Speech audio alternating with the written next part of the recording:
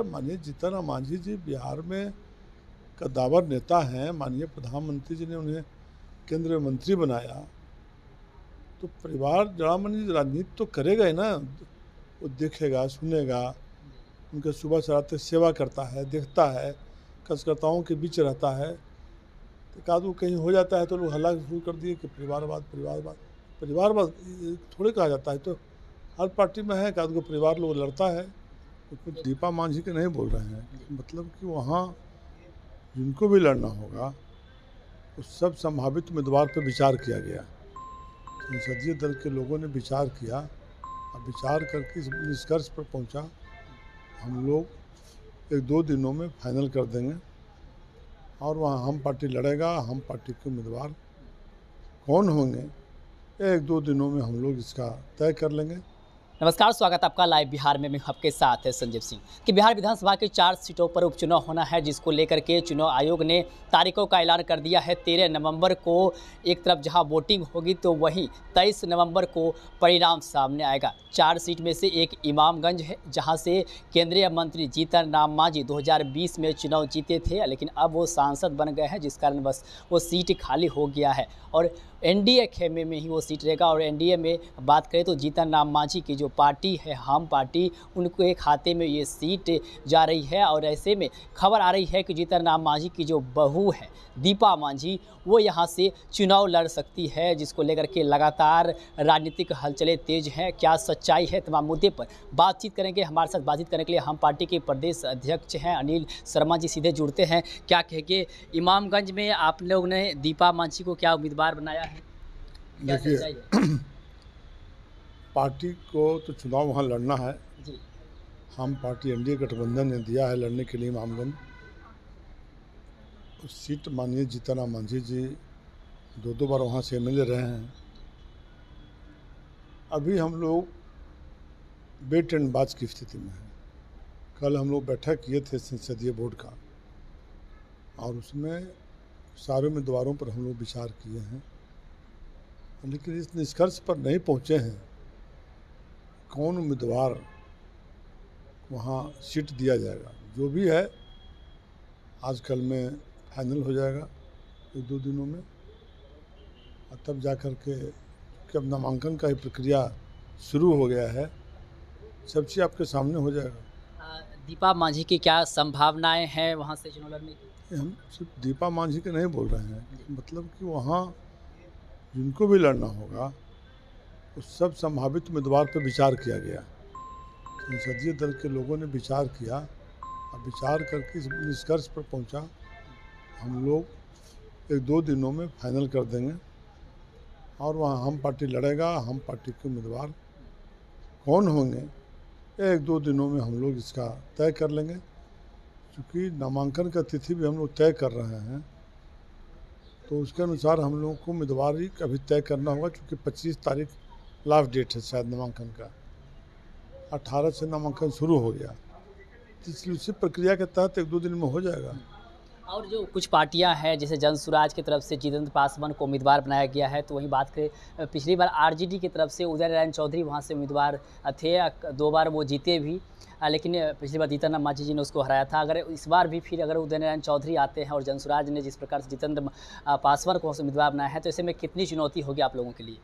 देखिए, बिहार में जितना सीट हम लोग लड़ रहे हैं, इस बार उपचुनाव में 100% हम लोग नहीं जीते थे। पहली बार है कि हम लोग चारों सीट जीतेंगे। बगल में इमामगंज तो जीतेंगे ही, बगल में बेलागंज जीतेंगे हम लोग, वहाँ आपका जो तरारी सीट है वह भी जीतेंगे। इसलिए कहीं पर इस तरह का कन्फ्यूजन नहीं है, कोई चुनौती नहीं है। आज जनसुराज एक हवा क्रिएट कर रहे हैं, हवा क्रिएट, चूँकि चुनाव के सफल मैनेजर रहे हैं, तो चुनाव के मैनेजर रहते रहते उनको अब दिमाग में लगता है कि हम बिहार का मुख्यमंत्री हो जाएंगे। तो बिहार की जनता ये सब देखती है कि बिहार में किसने काम किया है, क्या स्थिति था बिहार का, क्या बिहार में होने वाला है, इस सब पर विचार करके जनता वोट देती है। माननीय मुख्यमंत्री नीतीश कुमार जी के नेतृत्व में जो काम हुआ है देश में एक मिसाल कायम किया है। दूसरे प्रदेश के लोग आते हैं कि यहाँ इस विभाग में कैसे इतना बढ़िया बढ़िया काम हुआ है। तो इसलिए माननीय जीतन राम मांझी जी पार्टी के हमारे संरक्षक हैं। माननीय संतोष जी पार्टी के राष्ट्रीय अध्यक्ष हैं और आपका जदयू भारतीय जनता पार्टी और इसमें आपका लोजपा माननीय चिराग पासवान जी, पूरा गठबंधन जो है इतना मजबूत है कि इस गठबंधन के सामने किसी का हवा बयार नहीं चलने वाला है। वो गलती वो अच्छा बात है, जन स्वराज अपना लड़के अपना दिखा रहा है कि हमारा ये ताकत है, हम ये कर सकते हैं।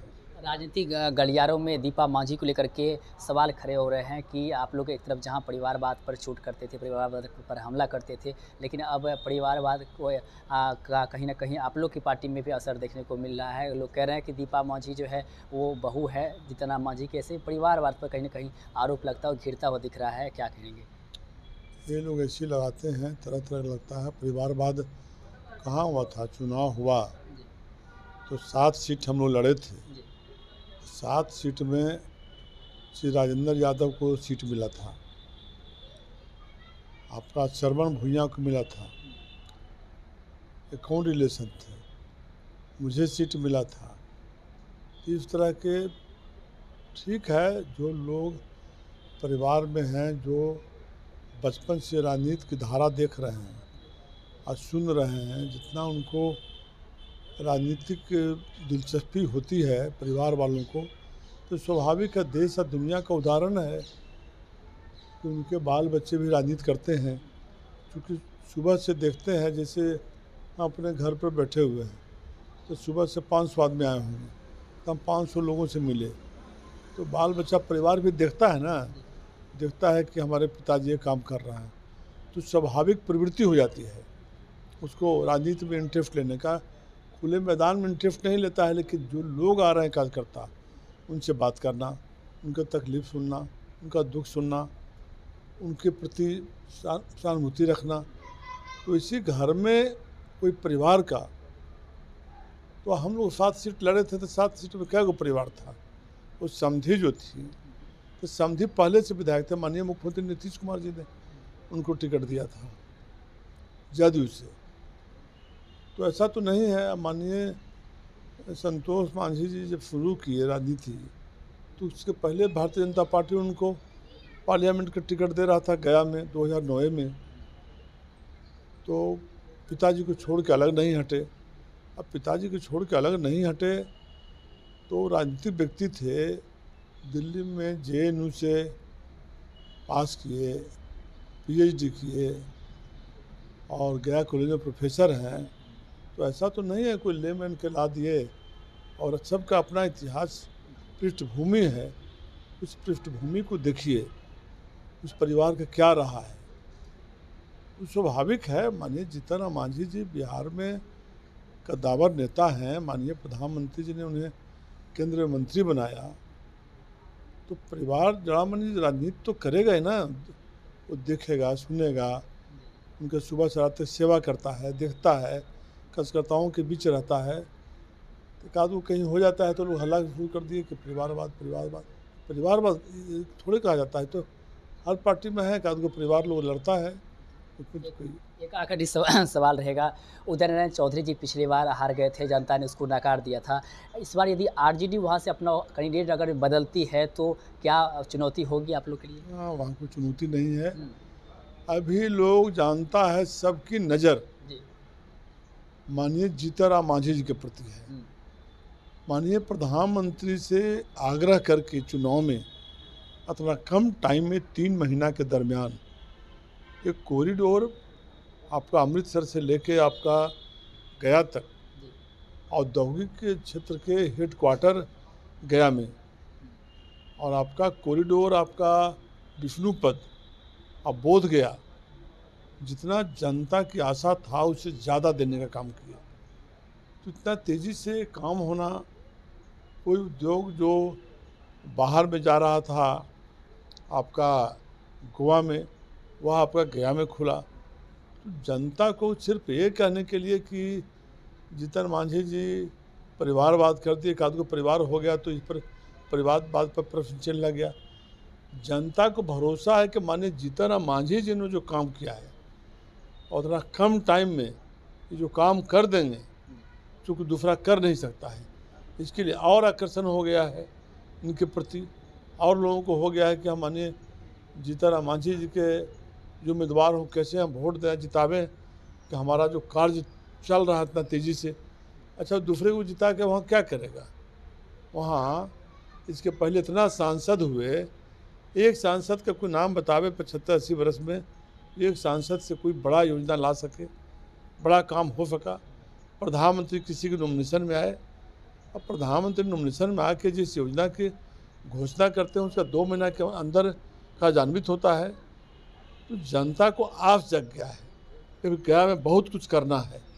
इसलिए अभी माननीय जीतन राम मांझी जी के प्रति वहाँ आकर्षण है, माननीय संतोष जी के प्रति है, काम के प्रति वोट होगा और इसमें गया जिला का दोनों सीट हम लोग जीतने का काम करेंगे, यह बता रहे हैं आप। बहुत बहुत धन्यवाद। बातचीत करेंगे तो हमारे से बातचीत कर रहे थे हम पार्टी के प्रदेश सदस्य अनिल शर्मा जी ने साफ कहा है कि जीतन राम मांझी जी ने जितने कम समय में इतने अच्छे काम किए हैं जिससे जो है कि जनता जो है पूरी तरह से खुश है। और इन्होंने साफ दावे किए हैं कि गया जिले की जो 2 सीट है इमामगंज के साथ साथ बेलागंज दोनों हम लोग जीतने का काम करेंगे। साथ ही साथ उपचुनाव को लेकर के जो बयानबाजी हो रही थी उस पर भी हमने बातचीत की, परिवारवाद को लेकर इन्होंने साफ कहा कि परिवार में कोई अगर बड़े नेता होते हैं तो दरबारी पे बहुत सारे लोग आते हैं और परिवार के लोग उन्हें देखते हैं, समझते हैं, और इसमें अगर 1-2 लोगों को अगर टिकट मिल भी जाता है, परिवार के लोग उसमें आते भी हैं, तो ये अच्छी बात है। इस पर राजनीतिक नहीं करनी चाहिए। तमाम मुद्दे को लेकर क्या कुछ कह रहे थे आप भी सुन रहे थे। आप भी अपनी राय प्रतिक्रिया कमेंट बॉक्स के माध्यम दे सकते हैं। आप देख रहे थे लाइव बिहार। बहुत बहुत धन्यवाद।